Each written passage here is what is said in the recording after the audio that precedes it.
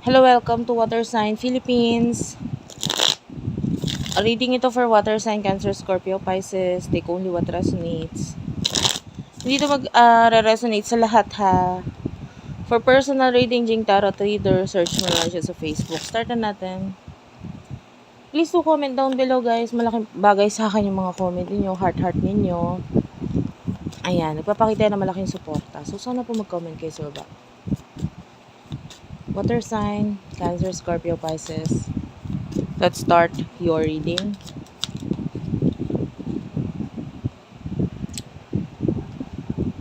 The Chariot, Six of Swords, and the Hermit.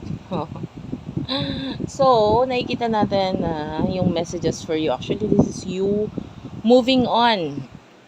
Choosing yourself. Sabihin na nating perfectionist kapag dating sa love. Pero ikaw na ito na lumalayo, umiiwas, nag-move on, umaalis. Sabihin na natin nagiging cold ka ngayon kasi una sa lahat, utak mo ginagamit mo eh. Pag alam mong problema yung taong yun, problema yung magiging connection ninyo, this is you na ayoko na. Ayoko na.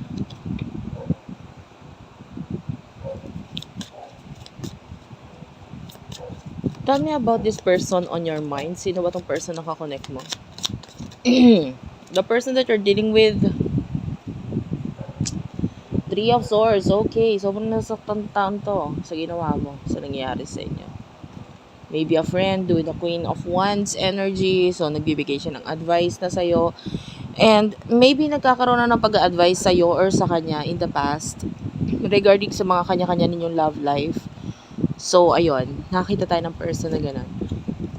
This person with the Eight of Cups, pwede nasabi niya na yung mga plano niya or gusto niya mangyari. King of Pentacles is there and a Knight of Swords. I feel like may pag-offer or may mga sinabi siya sa iyo regarding pagta-travel or ikaw sa kanya. So sabi ko nga may magandang pag-uusap or communication sa inyo in the past regarding sa pagta-travel. But this person, nasasaktan siya ngayon.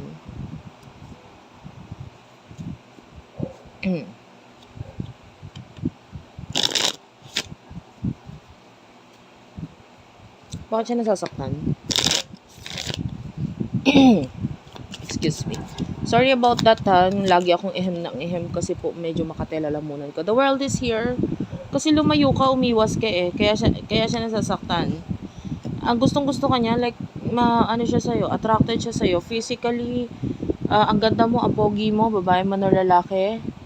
Seven of Pentacles, the Nine of Wands, Aries, Leo, Sagittarius, Taurus, Virgo, Capricorn. Nakikita niya ikaw as someone na gusto niya makarelasyon. Problema ka nga lang sa kanya kasi alam niya na demanding ka, marami kang gusto na hindi niya naman kayang ibigay. And at the same time, pwedeng mataas yung standards mo. Seven of Pentacles, maybe may kinalaman sa pera, etc.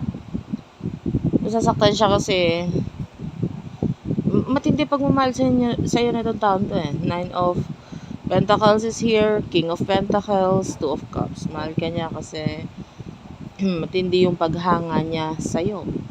Diba? Physically, emotionally, nandun yung attraction sa'yo na itong taong to. So, nasasaktan siya kasi with the Nine of Swords and the Page of Swords, parang sinayang niya yung pagkakataon na makuha niya itong the star, which is ikaw, yung pangarap niya. Sinayang niya yung pagkakataon na yan. Nagkaroon ng pagkakataon sa inyo, pero parang sinayang niya sa bagay na hindi naman niya ginustong nangyari. Parang hindi naman niya sinasadya or hindi naman dapat ganon. So, parang sa kanya naiinis din siya kasi it's quite unfair. Kasi hindi mo man lang pinakinggan yung kanyang explanation. Na inisip mo na lang yung pag-walk away, pag-alis sa sitwasyon. Nang hindi mo man lang pinakinggan kung ano yung side niya. The Ace of Wands is here. And the Tower. Parang ang bilis mong dumating, ang bilis mo ring umalis, ang bilis din natapos.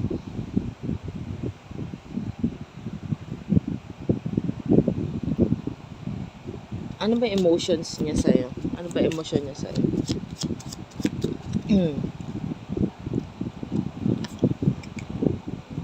um, yung iba, pwedeng nagkaroon na relasyon ha.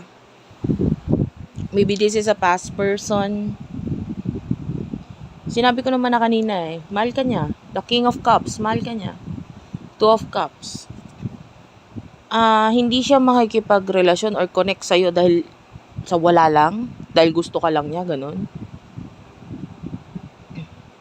Kasi para sa taong to, importante ang emosyon na nararamdaman niya para sa'yo.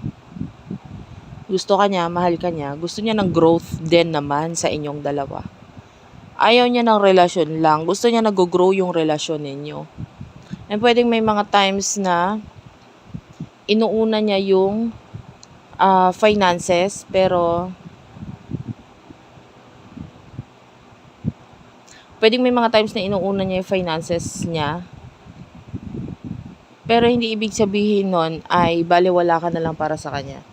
This person, medyo sobrang masasaktan talaga siya sa iyo Pangarap ka pa rin naman niya hanggang ngayon Kaya lang hindi niya maibigay yung mga makakapagpasaya sa iyo ngayon kasi parang feeling niya ang dami pang kulang sa kanya. Kung may ending, actually I can see an ending na nangyayari sa inyo kasi ikaw nga na ito na nag-e-end, no?